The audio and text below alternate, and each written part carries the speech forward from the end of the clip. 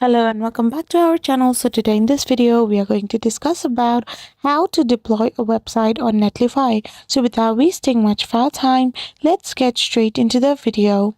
So to deploy a website on Netlify, all you can use is GitHub. You can simply use Git to deploy your Netlify website on Netlify. This method automatically deploys your site whenever you push new changes to a connected Git repository. So for this, you need to host your project on Git. Then you need to log in into your Netlify and then add a new site.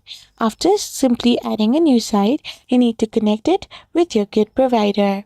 So once you have done this as well, you can simply select your repository and you can configure build settings, that is build command, and publish directory. Once this is done, you can deploy your site and automatic updates will take place. So by doing this, you can simply deploy with Git. I hope you found this video helpful. So don't forget to hit that subscribe button and do give us a thumbs up. We will be back again with more informative videos. Thank you for watching.